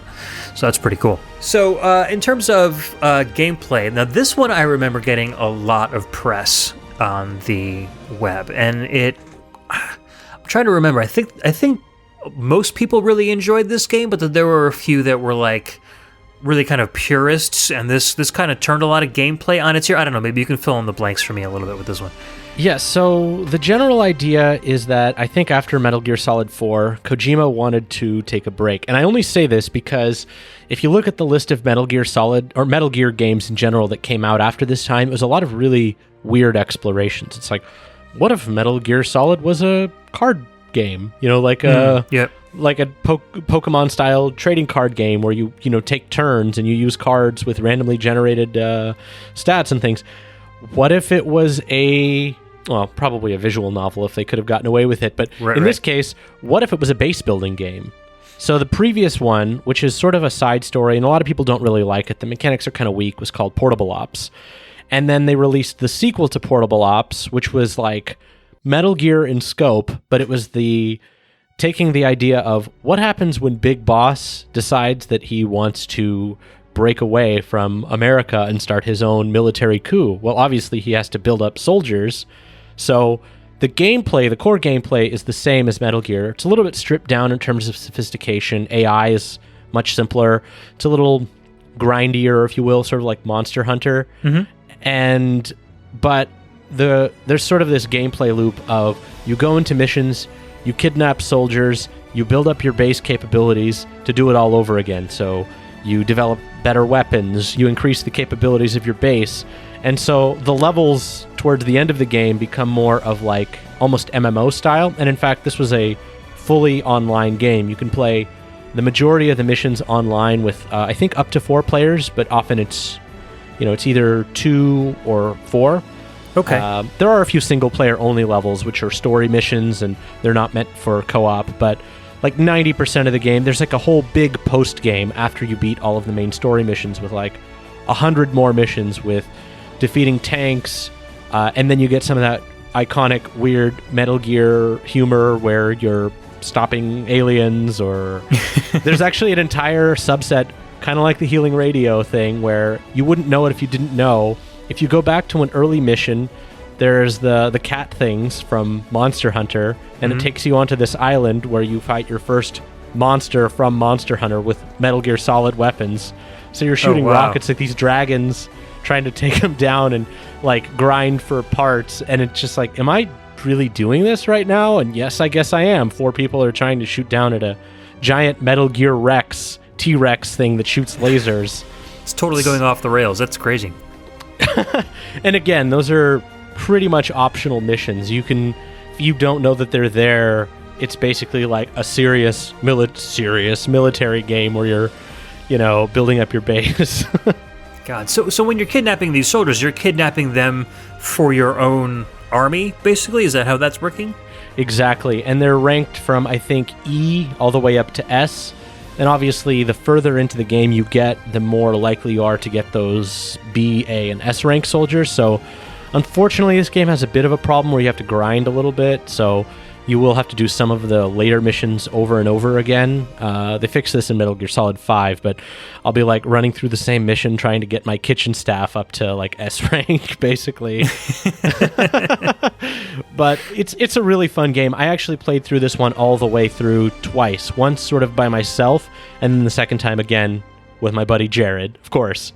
We got I don't know what the Xbox equivalent of it is, but Platinum, where you do all of the achievements throughout the game. So I had already done them, but I played through the entire game with my buddy, so we bonded for a few months, like in the evenings. I was in grad school. It was a great way to sort of decompress after a long day of, studying projects, working with a lot of other people, to just run through some Metal Gear stages, like, because they're pretty short. You can play through most of them in a few minutes. Yeah, that reminds me of, I used to have a buddy that I used to play. It wasn't online, but we were, local to each other. But he and I, after long days of work, we would sit down and just play Dynasty Warriors together and just, slice through tons of Chinese enemies and hordes of bosses. And it is a really great kind of cathartic way to end the day. And it's funny how killing things on the screen kind of relaxes you. But absolutely. And most of the enemies in this game that you're fighting are tanks, helicopters, Metal Gears. So it's not you're not even fighting real people most of the time. They're part of the battle, but the core battle is against these giant mechanical things. So it doesn't really feel that bad. You know what I mean? Mm-hmm. Oh, yeah, for sure. That's crazy. Pretty much the entire reason I had this podcast was so I could tell this story. So if you'll give me a moment, Ed, I have to go through one of my favorite moments of playing through Metal Gear Peace Walker online. I'm on the edge of my seat. So, you may have seen this a little bit if you've been on the Discord channel, but if you've ever played MMOs, you'll know that at a certain point when you get to a high level, you've sort of done a lot of the main content. You have to find your own fun, and that's why guilds and these other things come about. There wasn't exactly that sort of thing in Metal Gear, so I had to be a little bit more creative with my thinking. Mm-hmm. So, one of the things you unlock towards the end of the game is a Speedo costume for your characters, or a bikini for your lady soldiers. So I decided there's a mission where there's no enemies and you're just shooting soldiers down from balloons. It's this sort of goofy old Konami game called Puyan.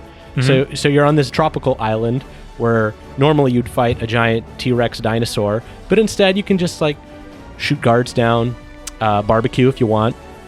So I'd start doing multiplayer matches where I'd invite people into this game. And a lot of people didn't take too kindly to me just sitting in the corner barbecuing in my Speedos, which I don't see what's wrong with that. I would give them high-level rations at the end, so they have nothing to complain about. I had a couple of people shoot me and then quit the game. Wow. I had a couple of people go along with it. I had one or two people that would just join and keep rejoining, and we'd have a cookout, on this little island. And so I figured, you know what? Why don't I take this to the next level? I'm at the end game. I have the best weapons. Why don't I go into a tank battle like this? And I decided, all right, I've got the best rocket launcher in the game. I've got maybe 2 hits if I'm lucky. And I'm going to join some junior people and get them through a hard encounter, because there's a notoriously difficult spike right around when you start the end game where it's really hard to get past unless you grind or play with other people. So I joined these games. Everybody would quit on me. And it was so hard to get anybody to take me seriously until one time I had these 2 low-level guys, and they're like, all right, let's see how this goes. So here I am running around, in sunglasses and a Speedo, because you're playing as one of the non-Snake characters, and they have sunglasses when they're wearing a Speedo. Mm-hmm. And, I'm shooting at the tank, getting a good hit off, and then, of course, I get killed almost immediately. And so there's a mechanic where you can revive people. So for a very, very tense 30 minutes, I had two guys like taking pot shots at this tank, doing almost no damage, running up to me and trying to revive me so I can get more ammo to fire my super rocket at the tank, dying almost instantly. And, during this time, my wife walks in and immediately walks out. It's like, I don't even want to know what you're doing right now. This is this is what you choose to do with your time. Fine. And we finally get this thing to an inch of its life, and it's looking like we're running out of resources. One of my guys is permanently down, and the other guy revives me one more time, and I get the final shot off, and we beat the game. Yes! We defeated the tank. And I think that was sort of the end of my adventures as naked snake, if you will. Naked snake? Naked snake. But I could not stop laughing the entire time I was doing it. It was just the dumbest thing. And I really don't play a lot of multiplayer games, so this was kind of, a rare excuse for me to just goof off with random strangers, and it was a lot of fun. Kojima writes some pretty ridiculous plots, but I don't think he could have even dreamt of something like that. So, yeah, I think you outdid Kojima at his own game right there. Well, it's just me firing Nikita missiles at the boss to the, nth degree, right? I mean, exactly. He let me do it, so nobody's stopping me. I can just imagine the two low-level guys being cast as actors like Ryan Reynolds or somebody two very comedic buffoon kind of guys, and then you're sitting there in your Speedos and your sunglasses and just dying over and over again and launching missiles in between them. That would make a great movie. I'd pay a lot of money to see that. I'd watch a short film, maybe. Yeah, we'll call up Netflix and see what they want to do with see if they'll option the plot line for it. But no, that's really funny, and it's really cool when you can get to that level in a game that you can, you know the mechanics so well that you can just start kind of playing around and seeing how far you can bend the rules without actually breaking it entirely. So yeah, that's really cool. I would love to have seen that. That would have been a great YouTube video for sure. Yeah, I wasn't big into... Well, I'm still not really big into recording, so you're just going to have to take my word for it and fill in the blanks with your imagination. Well, let's wrap things up. We've got a two-parter with the last game, which is Metal Gear Solid 5. Yeah, so let's take a listen to the Bloodstained anthem from Metal Gear Solid 5 Ground Zeroes from composer Ludwig Forssell, and we'll be right back.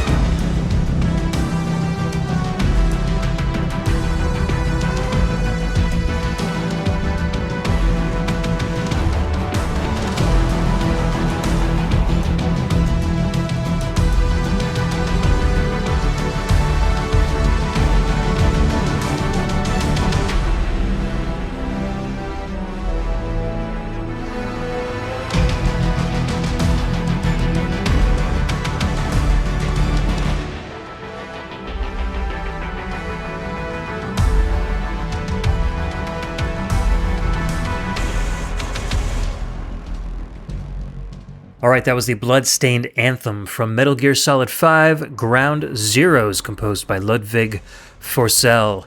And he's basically the audio director at Kojima Productions currently. Aside from working on Metal Gear Solid 5, he's also composing the music for the upcoming Death Stranding game, which looks really cool. Maybe we'll talk a little bit about that briefly before we wrap up the show. But for now, Bloodstained Anthem, I really like the slight difference in direction this song takes. I think with the new composer on board, this is a little more... It's less movie cinematic and a little more pop. I heard a little bit more like dubstep influence in there with some of those little key changes and a lot of those kind of like little phrases in there. So it's a lot of stuff that I listen to now, so I kind of appreciated it for that. But then it still had that symphonic versus gritty electronics theme going on that a lot of Harry Gregson Williams compositions did. Yeah, it's a bit of a return to the more melodic background music from the earlier Metal Gear Solid games. That's not to say that there aren't any, but I'd say a lot of the music in Ground Zero's Metal Gear Solid 5 has this kind of character to it, and I really like it. It's a different direction, certainly, but I think that just speaks to one of the things that makes the Metal Gear Solid series so interesting is that they're not afraid to experiment. I mean, this is a series that is now 30 years old, and not every game has been successful, but it isn't just, well, let's make the same game again, although this game is kind of the same game again, but much bigger. But you know what I mean? Like, if you go back to the original Metal Gear and look at what's now, like with Metal Gear Survive, they've changed the formula so many times in terms of how the game plays and which kinds of things they focus on. So, I think this is a nice sort of tail end to the Kojima directed versions of the Metal Gear games. Yeah, I do too. I think that, Kojima probably just outgrew what Konami was allowing him to do with the series, and I feel like his foray into trying to get into Silent Hill and then finally leaving and going on to making Death Stranding is kind of his desire to maybe that, he's done all that he can with Metal Gear Solid and that he kind of wants to expand his horizons. I feel like with every game being so different and getting bigger and bigger and bigger, that maybe he was just like, look, I can't do any more of this series. And maybe Konami was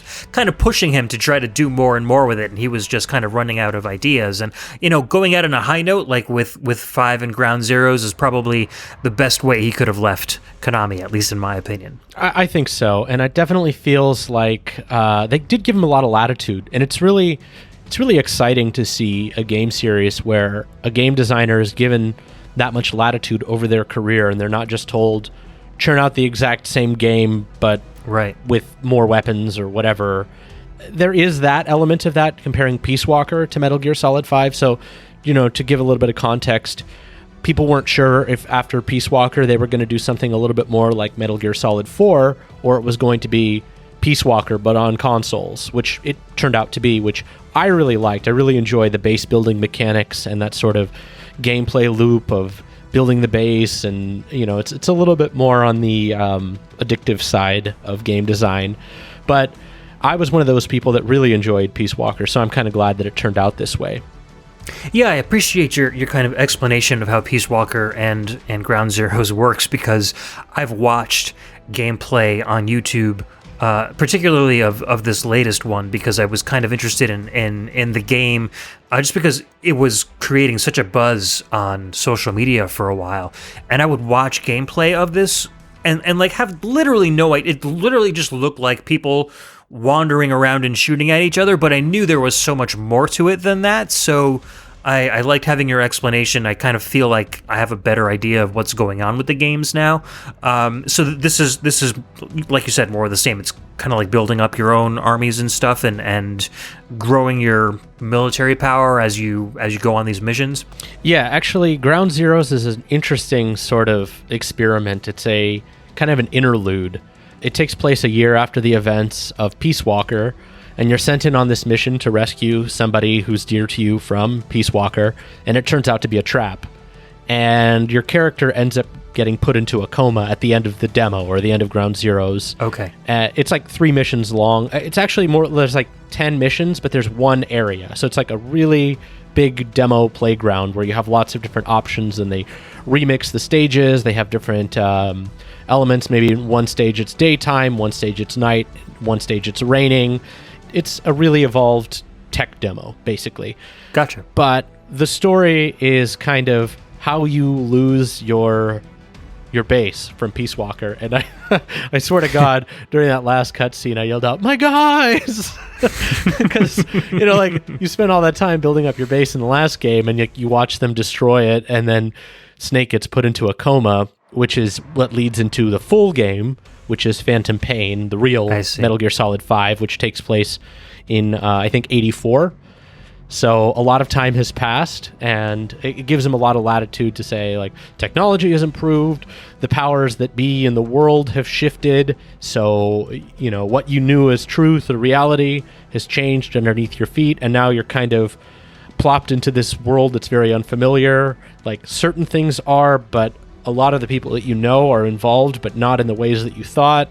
So, you know, it's a cool transition from the 3 games, if you will. Really like the 2 games with this interlude chapter. That's very cool. Yeah, it's so crazy how far the series has come since the simple top-down, pseudo-stealthy action game, you know, that most of us played on the NES. And to see it come to this point where it's like practically just a sandbox where you can do anything that you want to do within, you know, the confines of building up your military might, is just really, really cool. So, I don't know, I felt like I've gained not exactly a complete 100% vision of this series, but I understand a lot more now than what I knew before I went into this show. So I appreciate you taking the time to tell us all about Metal Gear Solid and basically this kind of nebulous solid snake-shaped cloud that was always kind of lurking in the back of my mind that's now starting to take more of a cohesive shape. So that's really cool. Yeah, I think this is definitely the best entry point in the modern series if you like that kind of... If you like the XCOM games or Monster Hunter or even like the newer Final Fantasy games like Final Fantasy 15, it has a little bit more of that open world, and I guess in the way that Japanese games do open world, which is there are missions and there's a large landscape, but you're not like in a big city necessarily. It's kind of a, you know, like a small-ish contained area, but it's pretty cool. Like, I think it's hard to say because they're so different if this is my favorite or not, because I really don't think I can place it like that. It is... I like it probably almost as much as Peace Walker, but I think I have more memories attached to that one, even though this is the much better game. So, gotcha. You know, playing with friends and just like, they're both really, really great, but it's... Peace Walker is simplistic to the point where the AI starts to be not as fun towards the end because you kind of know all of the tricks, whereas 5 tends to be pretty fun most of the way through if you're into it, basically. Yeah, well, there's a little more depth being a whole full-length game, so that's understandable. Exactly. Man, so any final thoughts on the series or anything that you wanted to say but didn't before we wrap everything up? I don't know if there's really anything else I could say about the series. You know, give me enough breaks and I can talk about the series for all eternity, but, you know, I definitely need some time to collect my thoughts. But just in general, it's a really fantastic series, but it's not for everybody. You know, like, I definitely think there's a certain kind of mindset. You have to be okay with the kookiness and the goofiness and also the tonal shifts. But if you're into it, everybody I know who's into the Metal Gear series, it's like you're in it for the long haul. And I've heard this from so many people over the years. Yeah. I mean, I will say that I am absolutely looking forward to Death Stranding. From like the very first cinematic trailers that were released for the game. I mean, I'm a big fan of The Walking Dead, so I love Norman Reedus. I really like Mads Mikkelsen, and the villains he plays are just creepy and completely out there. And this whole sci-fi setting that he's come up with for the game look amazing. So I'm probably gonna consider that a first day buy. So I can't wait to like jump into a full Kojima game without maybe Konami whispering in his ear about what he can and can't do, and really see what he's capable of when he's kind of like on his own, just unfettered. And it looks really, really neat. He's got some chops. I imagine that it's going to be a really, if nothing else, a very unusual game. So look out for that. And most likely in a good way. So I'm looking forward to seeing how that turns out and playing it for myself. Awesome. So to wrap up the show, Gene, I want to thank you so much for hanging out with me today.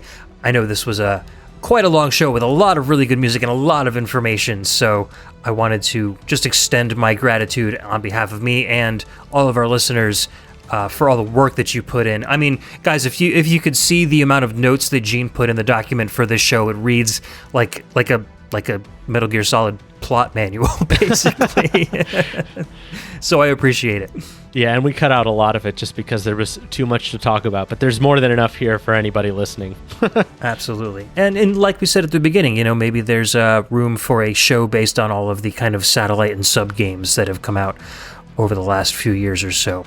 So, Gene, where else can we find you? I mean, I know you're on Pixelated Audio. Where else can we find you on the web? So I'm one of these behind-the-scenes kind of guys. I tend to be involved in the music community a little bit more laterally.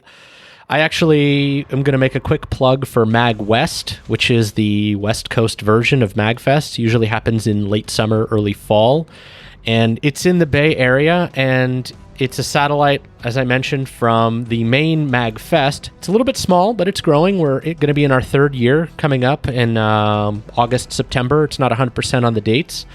I actually met Brian of Pixelated Audio there. I was there because I was really interested in seeing this thing staff up, and we just got talking about, oh, hey, you like old video game music? You are really interested in sound hardware?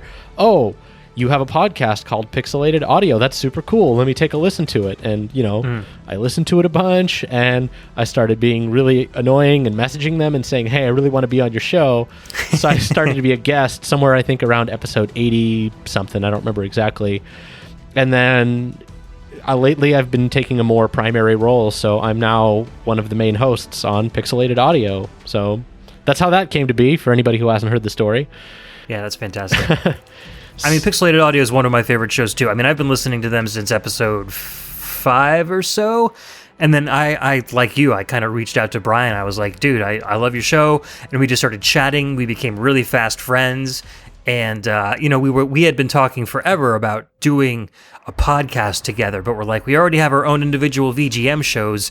What are we going to do? And then Brian came up with the idea for the Demo Scene podcast Impulse Project. And we're like, yeah, we can finally work together and get something done. So that's how that kind of show started. So that's a cool parallel between the two of us. We both, I guess, just really wanted to work with Brian in some capacity. Absolutely. I love Impulse Project. It's a different flavor. It's more on the Demo Scene stuff, but it's all really, really good music. And it's a nice kind of counterbalance. It's still computer music that's kind of in the same realm, but, it's not exactly the same as video game music. Yeah. We tried to take that video game music podcast formula and apply it to the Demo Scene, and I feel like it works really well. I'd want to thank Indira J for the artwork for the show, and Trevin Hughes, otherwise known as Dread, for the podcast theme song, and also all of our Patreon patrons at the Taurus level, Chris Murray and Cameron Childs, and our VG emissaries, Scott McElhone, Chris Myers, Donovan Orofino, and Ben the Dyad Dishman, our audio attaché members, Cameron Worma and Kung Fu Carlito, and our VG ambassador, Alex the Messenger. You can find us on Facebook at facebook.com/groups/the VG Embassy. Check us out on iTunes and on Twitter at the VG Embassy, and also Instagram at the VG Embassy. And I wanted to make a really quick shout out to Sigma3245 on Steam, because Ed was asking me for the music for Metal Gear Solid 5, and I could not find a good rip of it.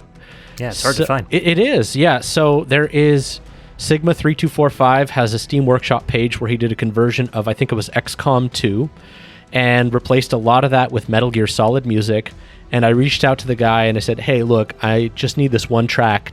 Would it be possible for you to get it to me? And he came through. So, if it's possible, put a link to his Steam Workshop page in the show notes. Thanks again, Sigma.